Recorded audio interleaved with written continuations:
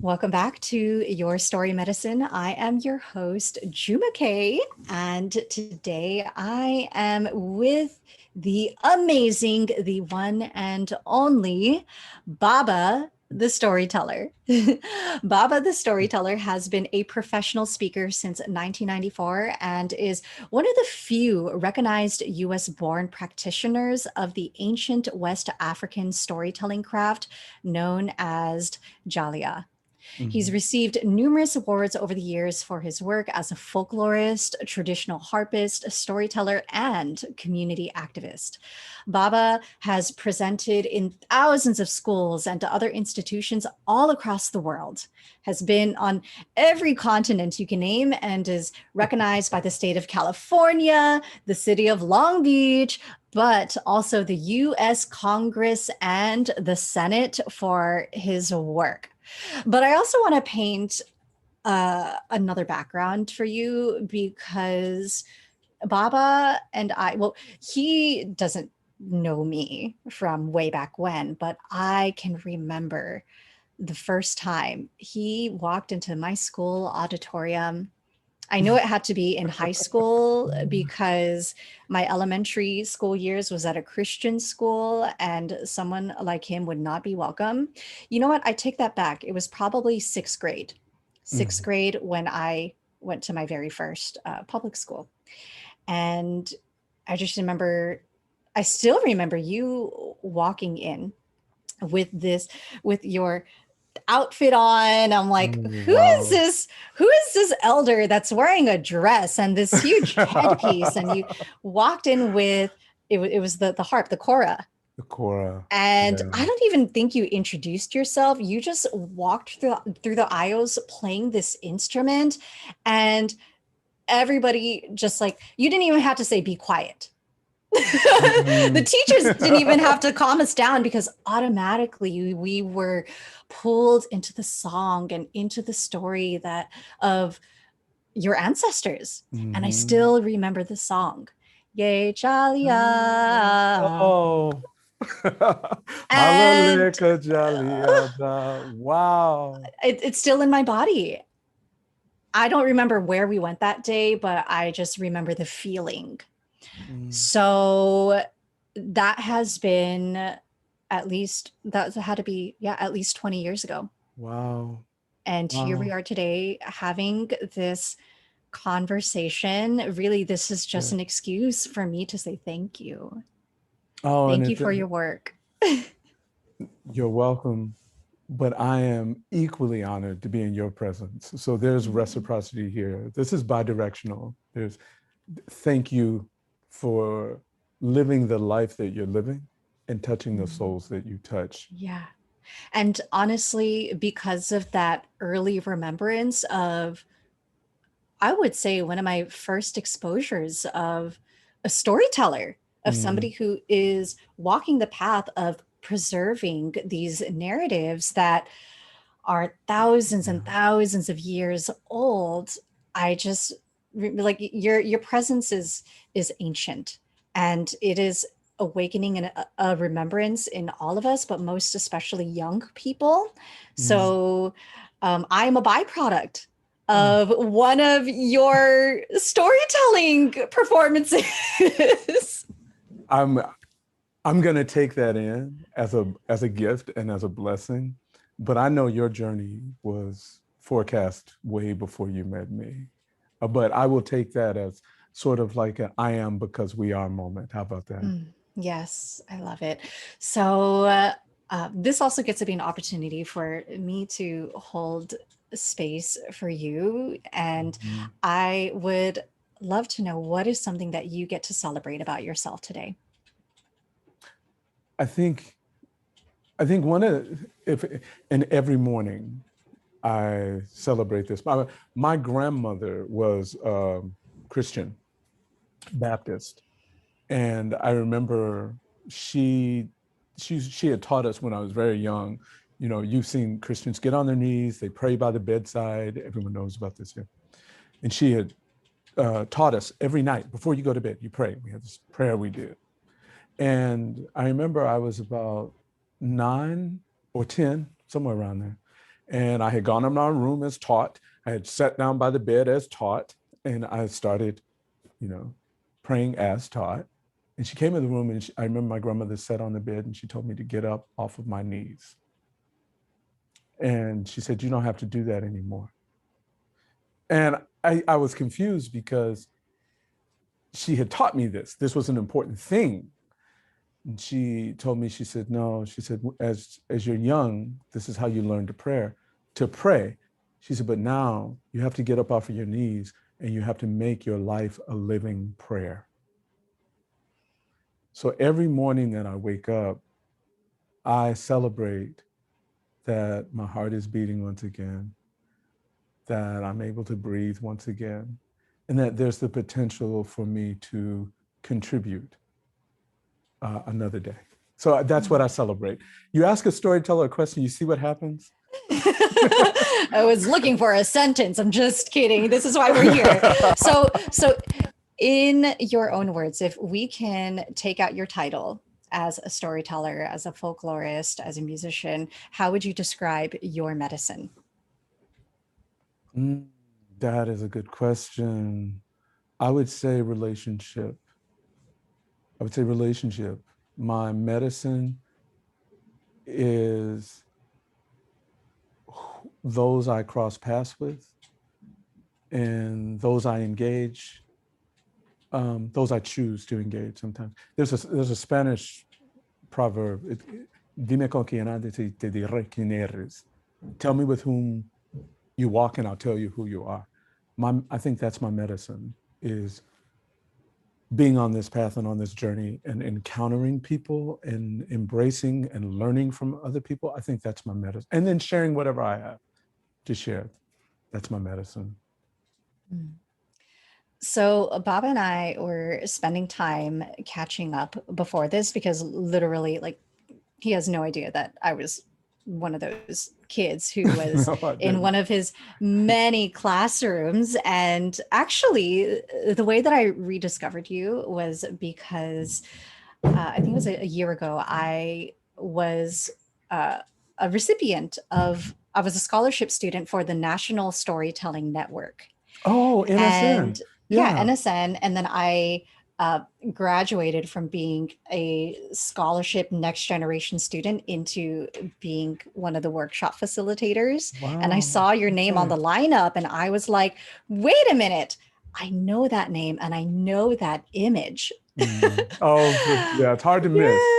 Yes. The Grand Pupa, the Cora. Yeah, it's hard to miss. Right. And as I was reading your story, it's like, I think it's easy to make this assumption that, oh, here comes Jaliyaa, which or Baba, who came from the faraway lands of West Africa and found his way into the United States and Long Beach, California, which we are both in. Right. And yet you're somebody who was actually born and raised here. So tell us more about your own ancestral lineage and how did all of this influence the path that you're walking on today?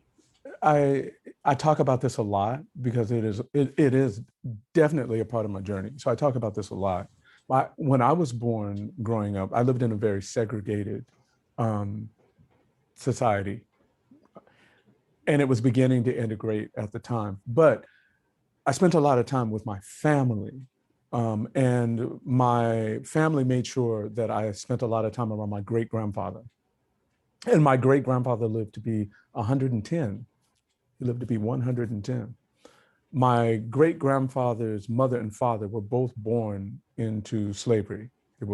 So I'm a descendant of the people in this country who at one time were enslaved. And spending time with my great-grandfather was powerful for me because it was a very close connection to something that many of us only read about or study about. And one of the things my great-grandfather used to stress was knowing who you are. And he would talk about our ancestral lineage. He didn't call it that. He called it, he would talk about the Africans who came here, our lineage and what we were a part of. So I grew up immersed in that already. So when I came of age, it was something that I wanted, that I almost didn't have a choice. I needed to embrace this idea that there were those who came before me, and that my responsibility was to contribute, to build on what they've left, so that those who come after me can build on that. So I think that more than anything, that knowledge of my ancestral lineage that I was immersed in has propelled me to where I am today. It's like, how did your great to grandparents even remember these stories, especially in a time where white supremacy wanted to erase any change, any trace of our ancestral Mm. connection? That has always been one of the things and one of the reasons why I became a storyteller is it wasn't so much for the entertainment aspects of it as it was for the ancient oral tradition, the oral historians of West Africa. I gravitated to that because I saw the parallels between the preservation of knowledge in Africa and the preservation of knowledge that enslaved peoples had here through an oral tradition. So growing up, learning many of the songs, and they would not call them rituals, but they were definitely rituals that were passed on. That preservation was obvious. So even in the face, and I'll just tell you, a lot of my family is in Alabama, and Montgomery and Birmingham and other parts of Alabama and some parts of Mississippi. So I had a very intimate relationship with this preservation of knowledge through oral culture and oral history. And I think sometimes it saddens me a little bit that we don't give much more respect to the oral traditions as we do to the literate traditions, because they possess a lot of information that can help us holistically to grow who we are meant to become. And I think that's why I call it storytelling, but it's so much more than that. So they preserve through story, through song, through music, relationship. Yeah.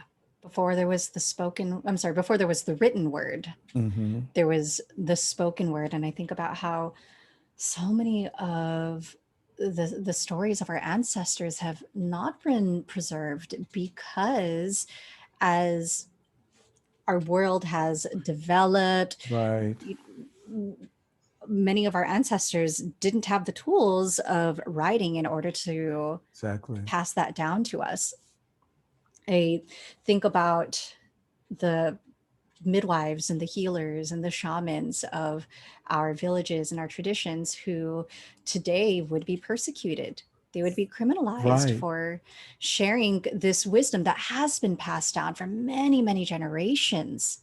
And Right. now it's like the government has come in and has institutionalized or Mm-hmm. commodified these practices. And so I just feel like for people like you and I who are growing up essentially on occupied land, Mm-hmm. but in a Western world, that so much of our role is to be this bridge.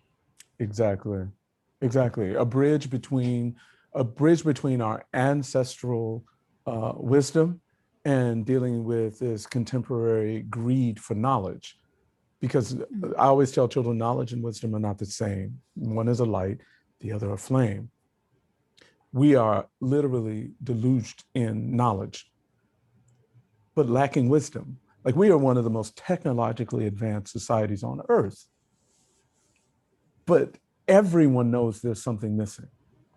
And that is that connection to ancestral wisdom, which we in this society embrace cautiously.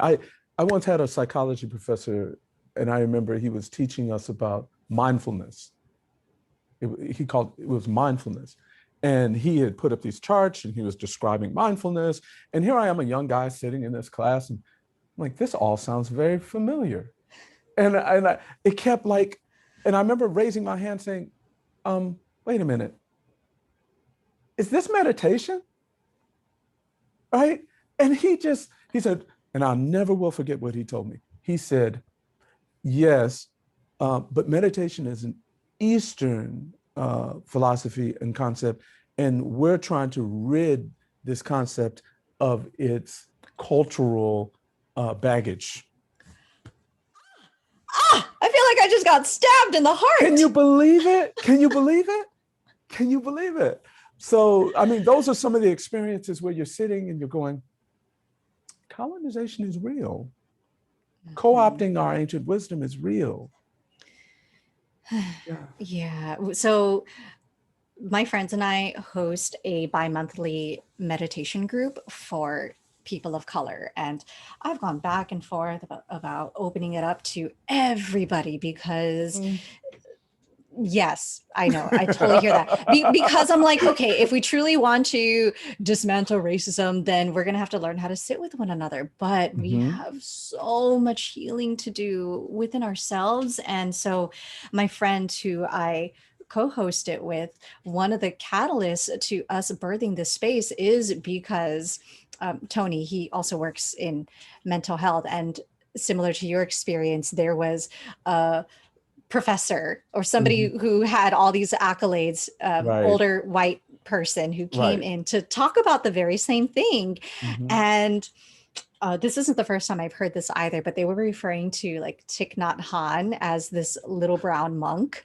Oh, and no, really? and it was just like, no, this is my ancestors' healing practices that you are watering down. And so our immediate reaction is rage and wanting to direct our efforts into punishing that person that is taking the wisdom that is just like many generations before us, profiting off of it, packaging it, presenting it back to us. And it's like, you know what?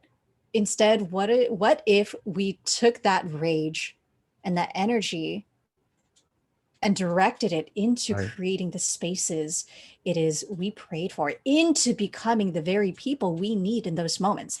I mean, now he's the one that's leading meditation. That's and powerful. So this is an invitation to us right now to step into these roles.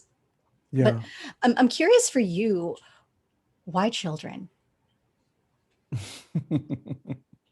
That was very purposeful. It was very purposeful. I'll tell you this. Growing up, I traveled a lot. My stepfather was a jazz musician. Well, he was a musician. But I traveled a lot, but my home was always going back south. So Texas, Louisiana, Mississippi, Alabama. And as a child, the level of constant trauma, visual, and otherwise, that I was exposed to because of racism, because of this society. And if you've ever traveled in the South in the late 50s or the 60s, a lot of the people who know, well, people know what I'm talking about. I knew Klan members. I've seen crosses burned. I've had members of my own family lynched. So I have a very intimate relationship to this trauma as a child. But I remember as a child feeling as though adults did not have ears for me, or didn't have the capacity to listen to me the way that I needed to be heard. I felt a form of neglect, but I knew that many of my elders were trying to protect me, right? But I also understood, like when I went to school, the majority of teachers in school were white, and I felt this disconnect in school, sometimes a really violent disconnect. And I remember making a pledge to myself as a child. It's strange when I think about this when you ask me this. I swore that I would never forget what this felt like. And I remember making a pledge to myself that as I get older, I will be someone who can speak for children. And I never let that child in me die. So when I walk into a space with children, I don't see children. There's a concept among the Bamana people, it's called Nyama, which is like we have a physical age, but your Nyama has a different age. And your Nyama could be older than your parents' Yama, right? It could be younger than your parents, or so it's very, so when I walk into a space, I'm looking into children's Yama. And I think that's why I get some of the very positive engagement and reactions. And I'm trying to tell people, I am not performing miracles. What I am doing is not complicated. I'm seeing the children. And so I say that just to answer your question, children, because I know that they can reshape the future. So I'm going to spend my time trying to reshape the future instead of fighting in the moment or reacting in the moment. I'm going to be proactive. That's why for 30 years I've been in classrooms and working with children, because I see it as being proactive.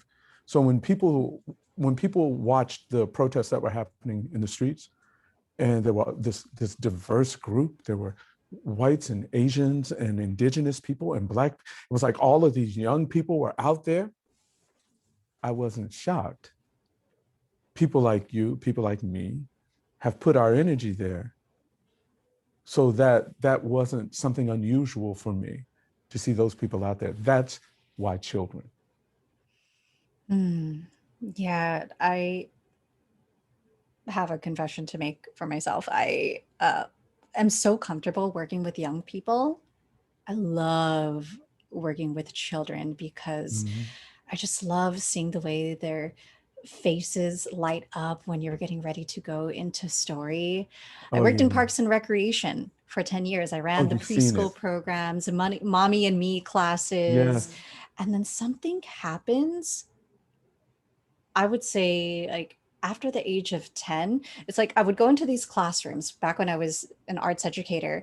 And one of the first questions I would ask is, who here considers themselves an artist? For some reason, K through second or All third of them. grade, every single one raised All their of them. hands. Right. But then from grades 4 through 6 and up, Yes. you'll see maybe one or two. Right. And it's like, what happened? Who told you that you're not an artist? And it always comes down to an adult that maybe said this wasn't good enough. And I know now that most adults, if not all, are just children in these grown bodies that have never had a space to heal. And so working with adults now more than young people, it was a stretch for me because I was like, oh, I need to pull up the PowerPoints and the scientific evidence and, just like what we've been conditioned to do, like more knowledge. And now I realize that so much of the work is unlearning those things, Yes, it speaking is. to the inner child Yes. in the adult so that we don't perpetuate those same harmful dynamics and stories to the next generation. And we have to do it our way. We have to do it in our form, using our craft.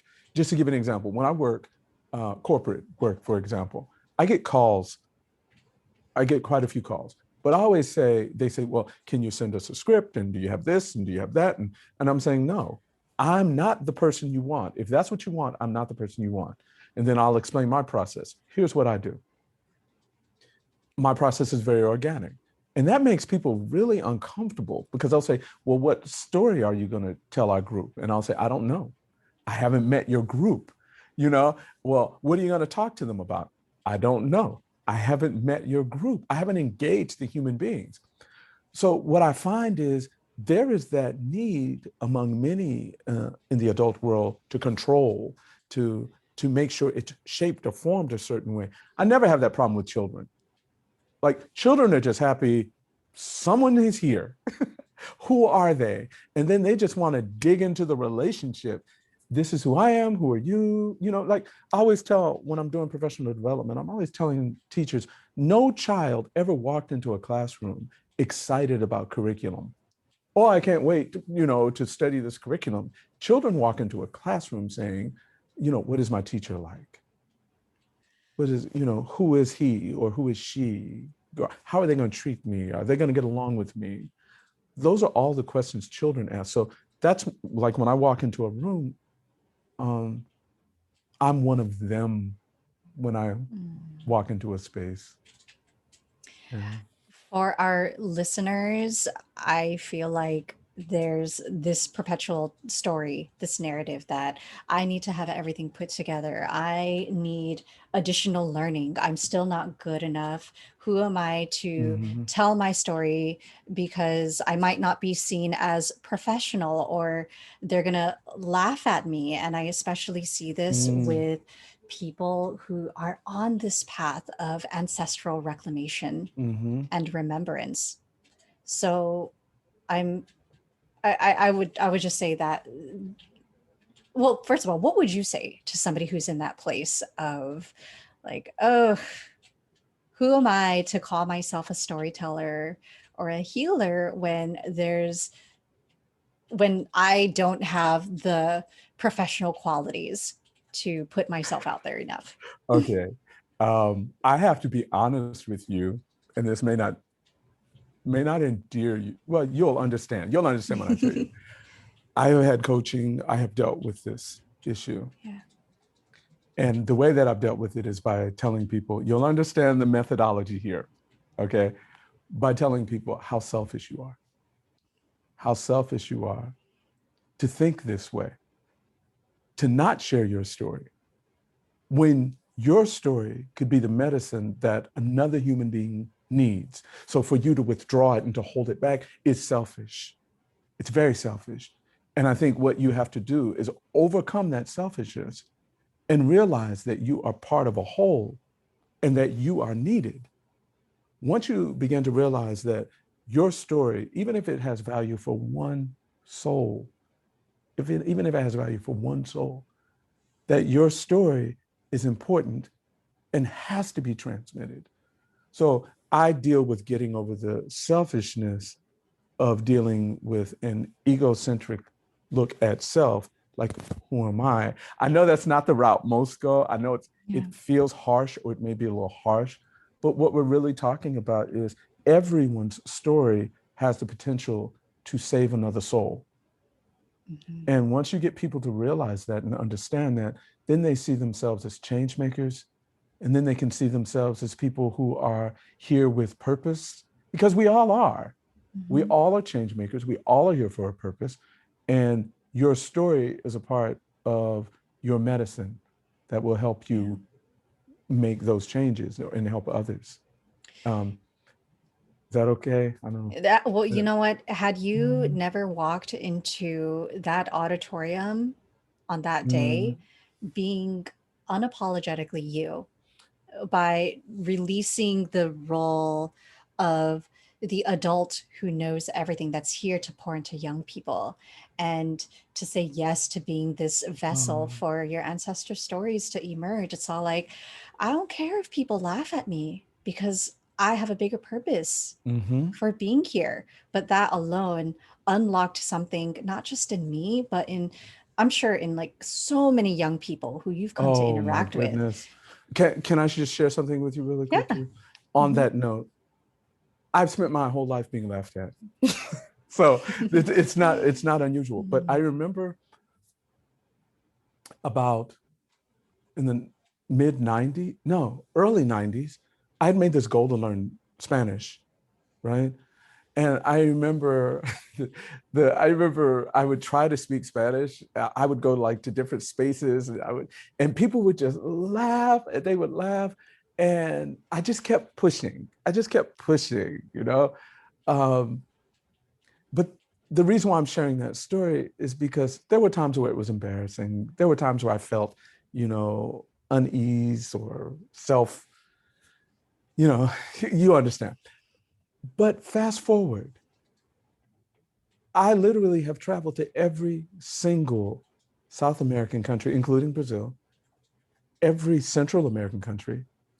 I have toured all throughout Mexico, performing in Spanish festivals, being interviewed on Spanish television stations. And I think that early stage of allowing people to laugh at me and to just me to be awkward and not to be graceful. I think that early stage was a gift. It was a gift. I could not have foretold that I would tour the Spanish speaking world, speaking in Spanish, sharing in Spanish, telling stories in Spanish, teaching in Spanish. I never could have foretold that. But that awkward phase where many of us are, Mhm. I to me, there's inspiration in that sort of a story. I hope Yeah. someone can take that. Yes. And you also had a chance to travel back to your ancestral homeland. So, as much as your medicine is rooted in the spoken word, you released a book called Road of Ash and Dust: Awakening of a Soul in Yes. Africa. Yeah. And one of the things that you write is, I had come to Africa with preconceived notions of what I needed, but what I and what I would learn, and as a desire to dictate direction. But I was quickly becoming aware that such levels of control are often illusions. Oh, yeah. It speaks so much to the path of the alchemist. We hear about it in Paulo Coelho's Mm-hmm. book, but Right. to live it and to embody it is a whole another story. So tell us about what that was like for you. That whole passage, that quote that you just read, it came from recognizing my conditioning here in this society. I had a concept of Africa as a motherland that I had projected onto Africa. So part of my conditioning, not just the Eurocentric conditioning, but there was also aspects of what I call Black nationalist um, Pan-Africanist. There are a lot of concepts that I was born into that I grew up with. So when I went to Africa, I knew Africa. I was ready and I was going to go and I knew what I wanted, what I was going to do. And what it was like, I knew. And that's when I got there and got the smackdown. I got the beatdown um, because it took me years. No, it took decades later for me to actually write the book. I think I wrote the book 30 years after the experience of going to Africa. But in no way, shape, or form was I ready for what I encountered. I thought I knew poverty growing up here, right? I had never experienced that level of poverty. Not poverty sort of like in despair, but economic poverty, because I have to separate those two. Because the people that I lived among were the wealthiest as in forms of introspection and knowing who they are and loving one another and caring for one another. So when I went there, I almost died because of my sort of ignorance that I took with me. I thought I knew a lot of things. And I thought I projected onto them things that they didn't know or they didn't understand or why didn't they? And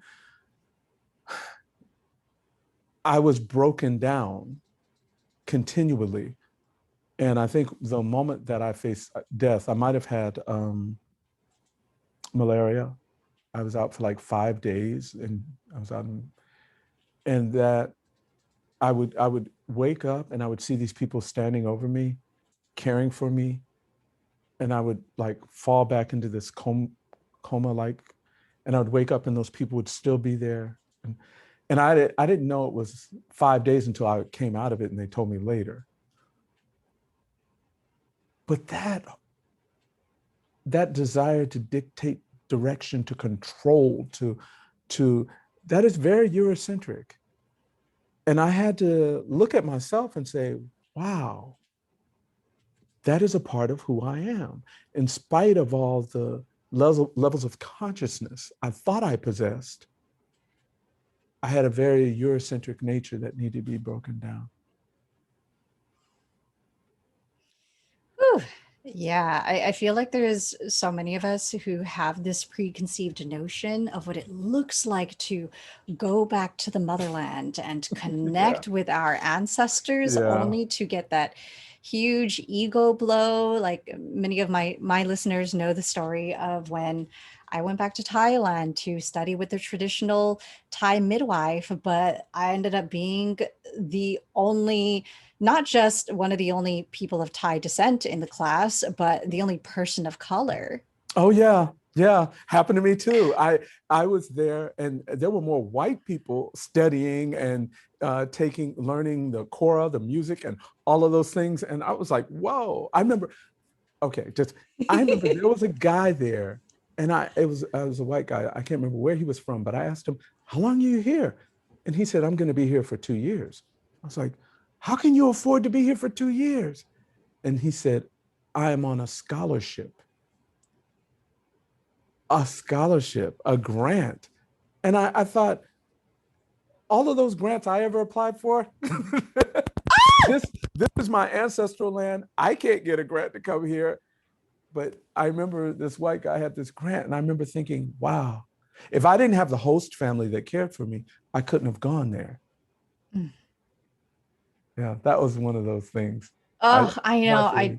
Yeah. And I just remember being so mad. I was like, ugh, you people are Yeah. just going to take this and bring it back to your countries, and people are going to think you're so exotic and Right. different. You already knew what And they were going to do.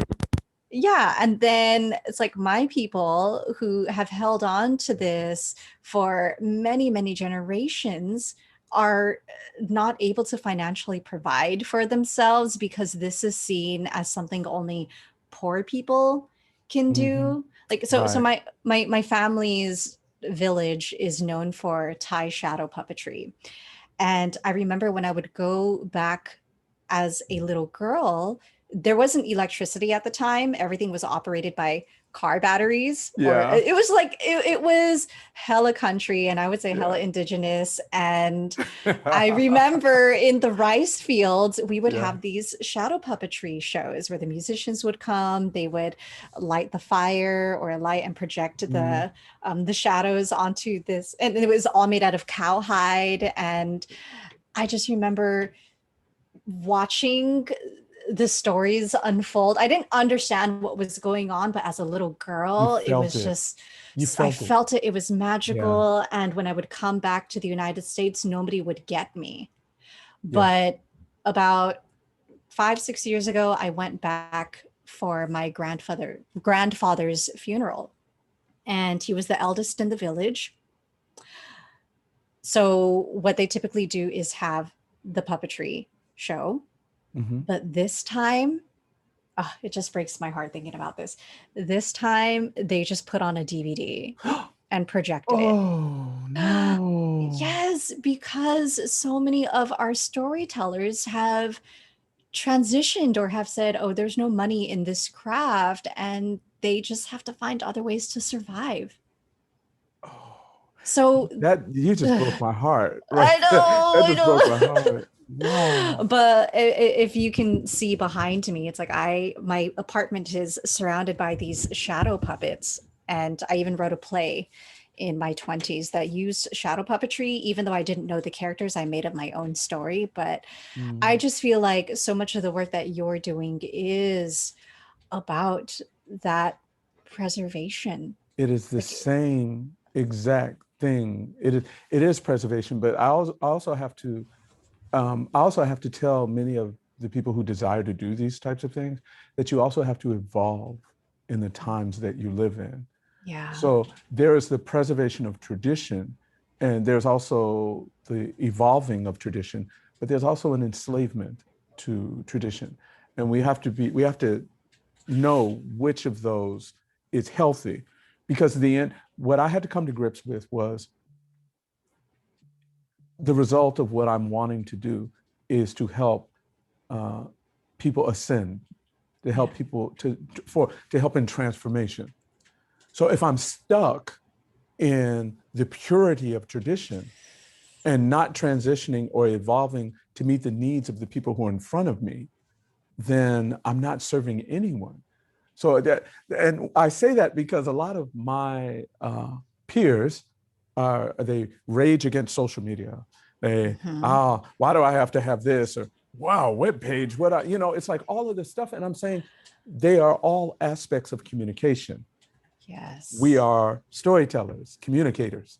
yeah. We need to embrace all aspects of communication. So that's one of the reasons why you'll find me on social media, and you'll find me with websites. And I'm not. I drew the line at TikTok. I can't. I'm I still couldn't do not it. there either. Yeah, I couldn't do it, but I drew the line there. Oh my goodness. Yeah. Thank you so much for naming that, because I feel like there is this push and pull right now for those of us who are feeling the call to walk this path of our ancestors, but not be so rigid to the Mm-hmm. point where we are not opening ourselves up to where people are hanging out that Right. need your medicine. Exactly. Exactly. Look, if we were purist, we wouldn't be communicating here now. Mm-mm. It what I al- what I always tell many of the people I work with is speak to each according to his or her ability to understand. I think Yeah. in this society we get into this thing where we speak a very complex language if it's our craft, and the people who aren't a part of that don't understand what the heck we're saying. And that's people who Mhm. are teachers, that's people who are technology people, that Yeah. everyone speaks in their craft, but they're not speaking to anyone outside of it. So I I try to break that barrier. The best workshops that I have facilitated were when I treated these adult spaces as if they were teenagers, as if they were Mm, children. And it's yes. not in any Yeah. way to patronize them, but No. to get them to tap back into that inner Yeah. child that forgot how to play, that forgot how to tell stories Mm-hmm. without attachments to what will people think of me. For It's giving me, them license. yes, imagination is one of the most radical things we can do in Yeah. these times as we have all of these other narratives that are being pushed down on us. Wholeheartedly agree. Wholeheartedly agree. So, because of your work in classrooms, working with young people, it's very challenging times that Mm-hmm. everything is done virtually and we're not having as much of that intimacy and that human connection where we can feel each other when we are physically in each other's presence. So, Right. I'm curious because so much of your work is in that realm. Mm-hmm. What is it that you've been doing to stay grounded in these times? And also, what is it that you've learned to release?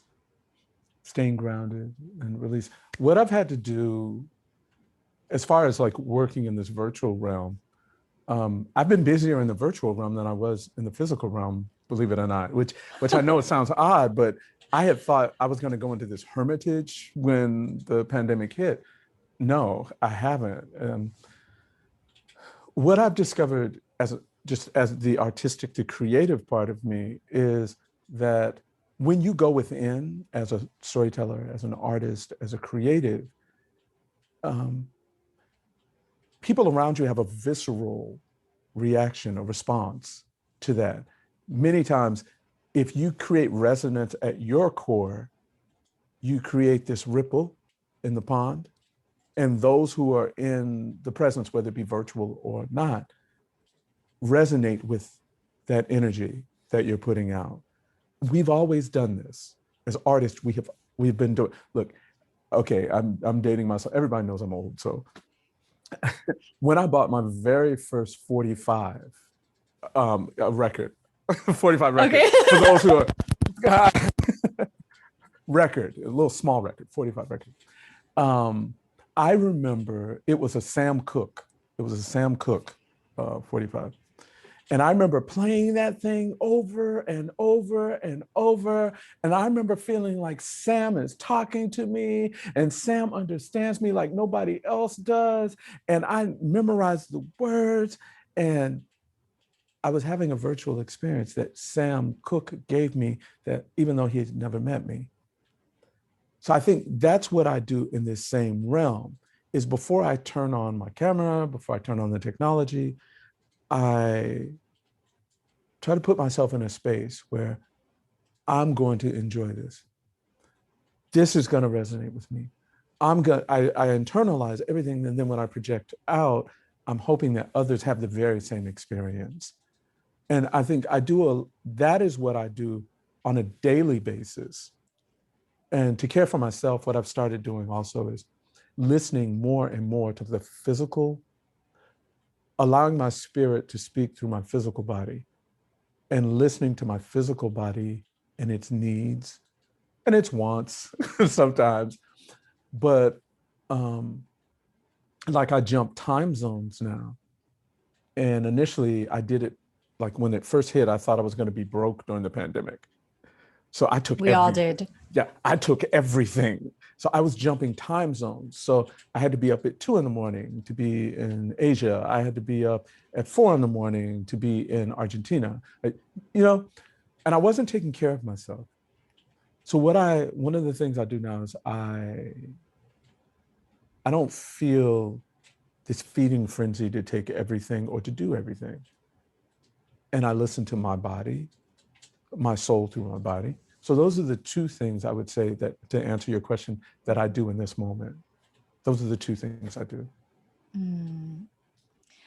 So if you could share with us a ritual, practice, or words of wisdom to carry us through these times, what would that be? And I also know that you are full of stories and parables. And so let's hear one. Really? Yes, if you're open to it. I wasn't prepared for this, but I don't have to be, because part of the Griot craft is, when called upon, you should be able to bring what is needed in the moment.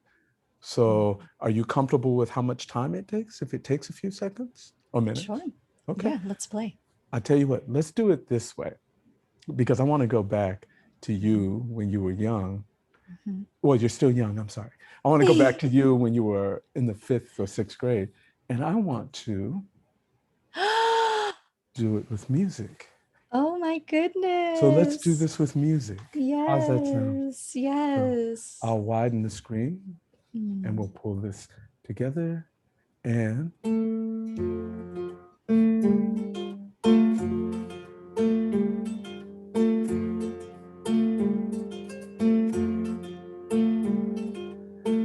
Jaliyaa ne nyagaledi bi Jaliyaa de korobo kajali ke nike jali ke badi onala ye yo kelam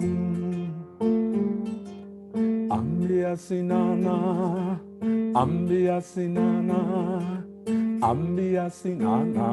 kumbimba jali musanin jale kelu ambia sinana bula bula julula ibona bula kora jaluma ambia sinana kumbemba jali musanin jale kelu ambia sinana.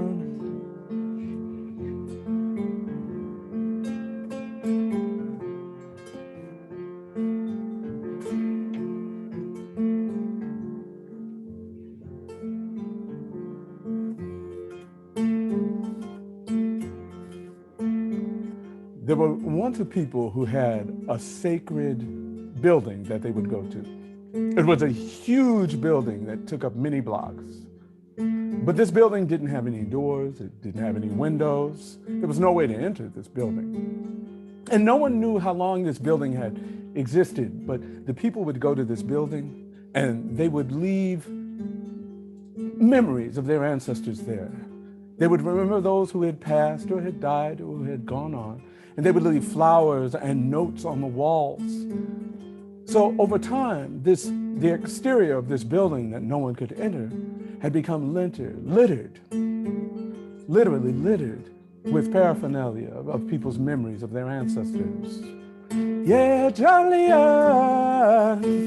Yeah, Jaliyaa. Alaleka Jaliyaa da. Alaleka Jaliyaa da. Now, one evening, a violent storm swept through the land of these people, and it lifted the building up and carried it away.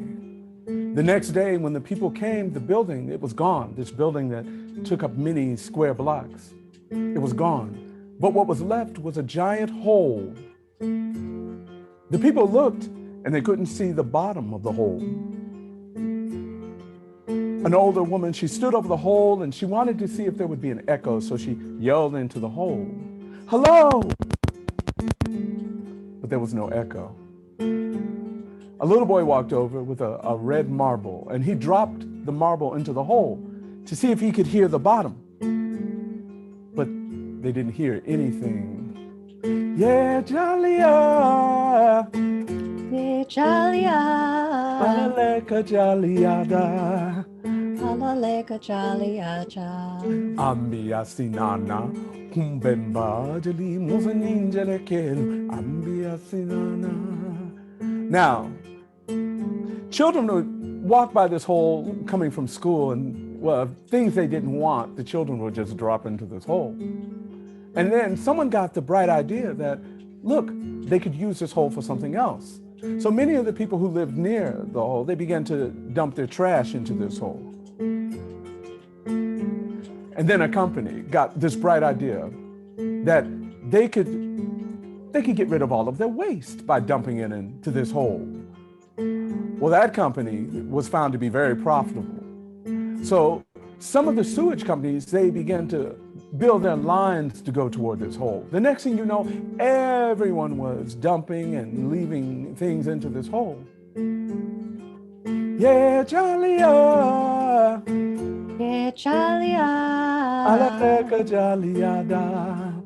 Alaleka Jaliyaa. Ambia sinana. Kumbimba jali musaninjalekelu. Ambia sinana.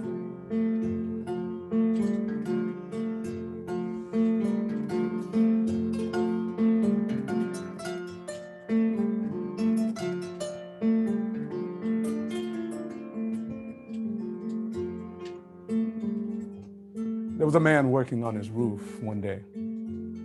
He's hammering, putting tiles on his roof, and he hears a voice. A voice calls out to him and says, "Hello."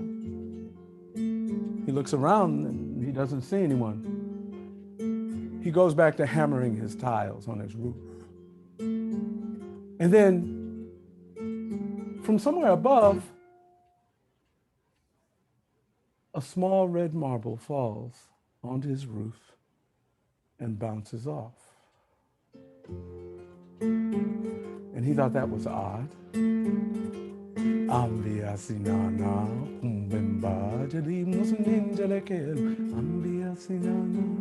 just want to have a little fun. We'll take this out together. Here we go. Yeah, Jaliyaa. Yeah, Jaliyaa. Jaliyaa. Alaleka Jaliyaa. Okay, June, let's close this out with a whisper. With a whisper. Here we go. Okay. Taking you back, huh? Yes. Here we go. Yeah, Jaliyaa. Jaliyaa. Alaleka Jaliyaa. Alaleka Jaliyaa.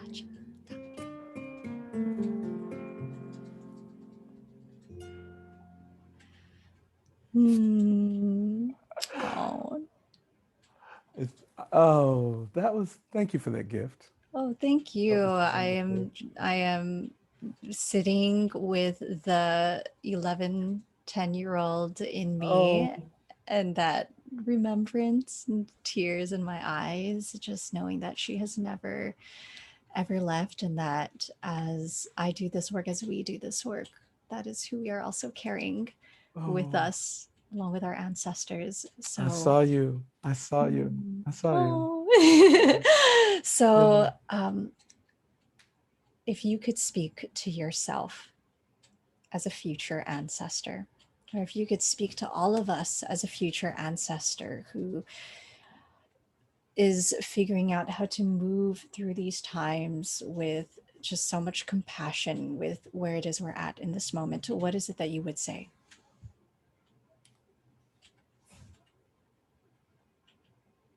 Love you and know that you are loved. Know at your core.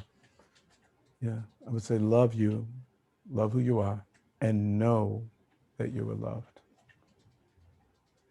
When you ask me that, that's just what comes to mind right now. If you ask me tomorrow, I might have a different answer, but that's what comes to me right now.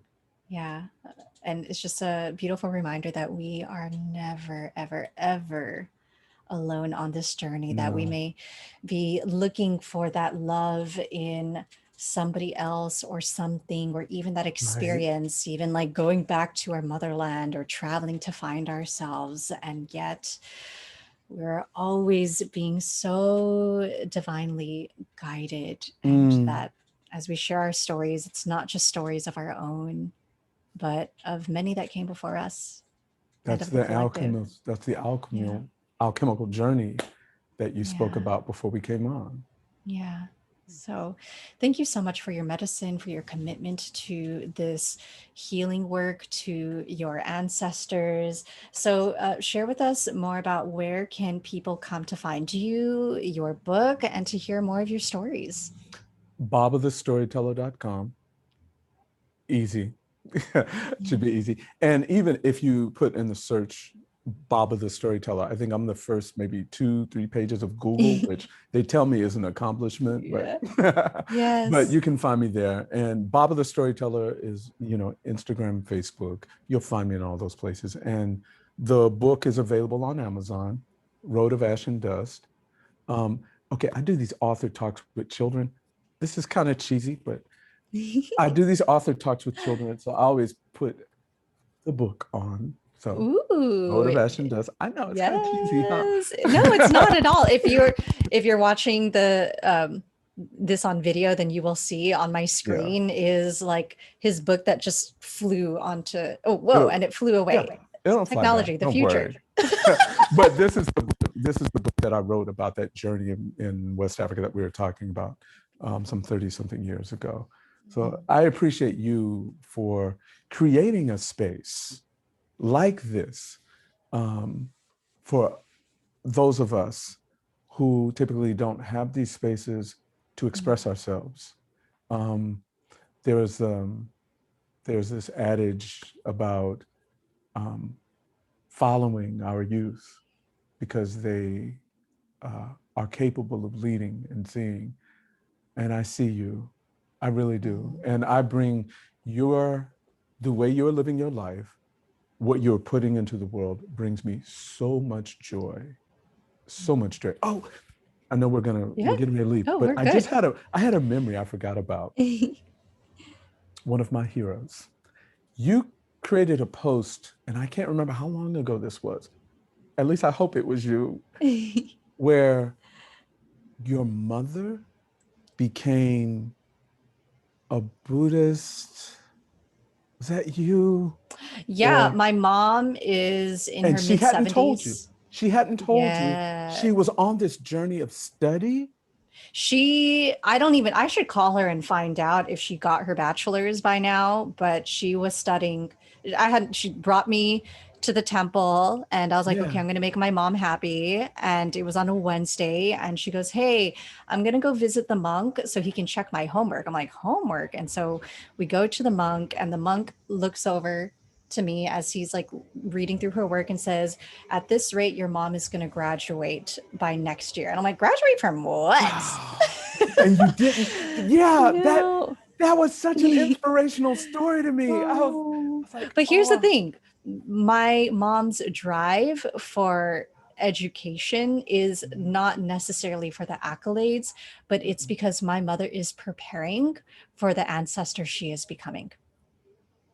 I love your mom. I love your mom. That story has resonated with me ever since I first saw the post. Mm, My mother did the exact same thing before she transitioned. mm, My mother began immersed herself in practicing Buddhism before she yeah. passed, and I knew nothing until she invited me, and it was like, wait a minute, is this my mom? Like, you did Uh, what? And so that your story resonated, that your mother's story resonated. mm. I love that story. I love it. Beautiful. Yeah, we're all just ancestors in the making. So Mhm. I hope that I myself get to be sitting in a chair similar to you, being interviewed by the next generation, and the legacy I'm leaving behind, not out of ego, but knowing that this work Yes. goes beyond just me and it gets to ripple out into the masses. And even if not the masses, just one person who can carry this on, Right. but hopefully do it from a place of abundance, joy, and ease versus hustle, grind, and flow. Like that's colonial. Talk We're to getting me. rid of that. Talk to We me. get to embody something new, Yes, new with a talk to K. me. Thank Well, you for thank you this so time. much. Thank Thank you. you, This Baba. has been beautiful. It's been beautiful, and I hope our interaction resonates with others out there. I hope others feel something from this as well. Yes, and if you do, please send us a message. This is because this is more than just a conversation between a Baba and I, but is meant to be a conversation that involves you. I hope that wonderful seeds were planted for you today to walk this path with confidence, knowing that you were so divinely guided and protected by the ones who came before you, and you get to be the vessel for us to also receive. So thank Thank you, you. Jaliyaa. I hope our paths cross again in the future.